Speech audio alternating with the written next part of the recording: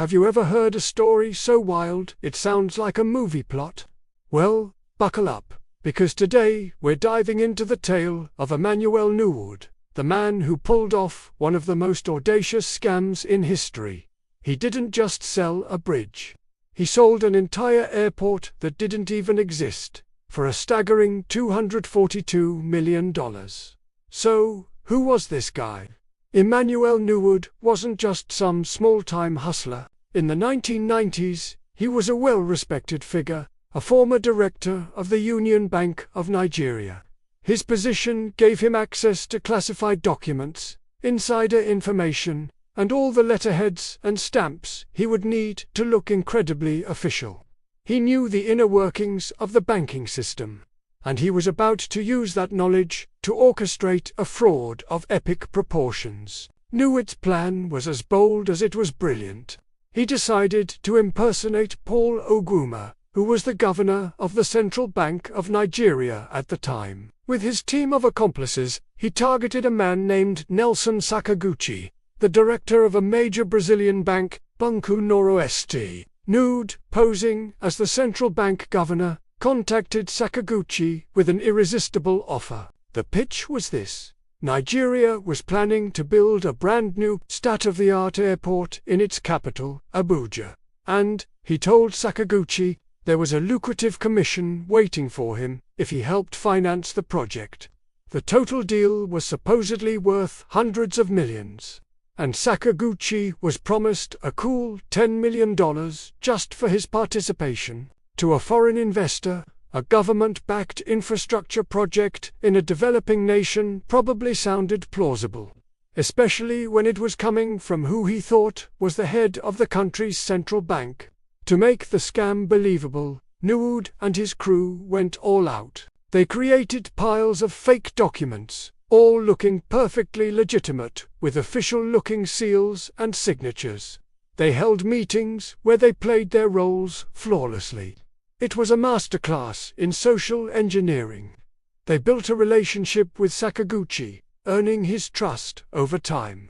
They knew exactly which buttons to push, preying on the allure of a quick, massive profit. Between 1995 and 1998, Sakaguchi transferred an unbelievable amount of money, a total of $191 million in cash, with the rest paid in the form of outstanding interest.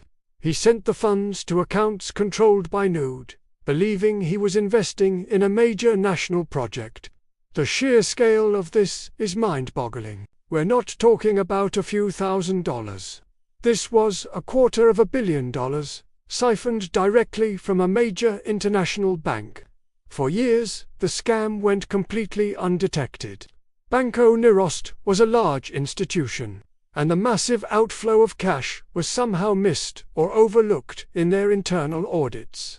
It was business as usual for Nwude, who was now living a life of extreme luxury. He became one of the wealthiest men in Nigeria, with properties all over the world. The money was flowing, and it seemed like he had gotten away with it. But, like all good stories, this one has a turning point. The house of cards began to wobble in 1997. The owners of Banco Noroeste, the Sailors family, were in the process of selling the bank. During a joint board meeting with the prospective buyers, a Spanish banking giant, a large hole in the accounts was discovered. A significant portion of the bank's capital was just gone. It was sitting in unaudited accounts in the Cayman Islands. An investigation was immediately launched. When bank officials confronted Sakaguchi, he confessed everything. He explained how he had been wiring money for a supposed airport project in Nigeria. The Sailors family was devastated. To prevent a major banking scandal and the collapse of their institution, they had to cover the $242 million loss out of their own pockets. The bank was eventually sold, but the damage was done. Banco Noroeste, once a respected name in Brazilian finance, collapsed in 2001. Now, the hunt was on for Emanuel Nwude. In 2002, The Nigerian government, under President Olusegun Obasanjo, established a new anti-corruption body, the Economic and Financial Crimes Commission, or EFCC. One of their first major cases was the Great Airport Scam. The investigation led them straight to Nwude and his associates. The legal battle that followed was just as dramatic as the crime itself. Nwude had powerful connections and a lot of money to throw at the problem. He tried everything to escape justice. There were bribery attempts, including a $1 million bribe offered to the head of the EFCC, Nuhu Ribadu, which was famously refused. There were even rumors of a bomb scare at the courthouse to disrupt the trial. The case dragged on for years, with numerous delays and legal maneuvers. But in 2005, justice finally caught up with him. Faced with overwhelming evidence and the testimony of Nelson Sakaguchi, who was flown to Nigeria to testify, Nwude's options ran out. He and his accomplices pleaded guilty. Nwude was sentenced to 25 years in prison and was ordered to forfeit his assets to repay his victims.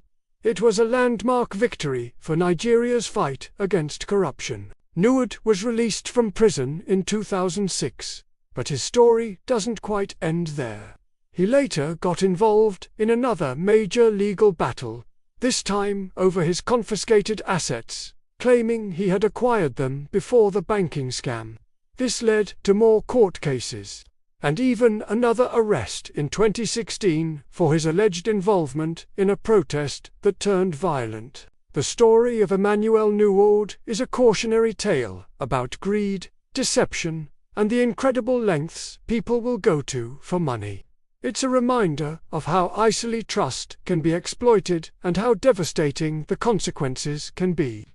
It destroyed a bank, ruined careers, and became a symbol of the high-level fraud that plagued Nigeria in the 90s. It's a true crime story so unbelievable, it almost feels like fiction. But it all really happened, and it serves as one of the most incredible case studies in the history of financial crime.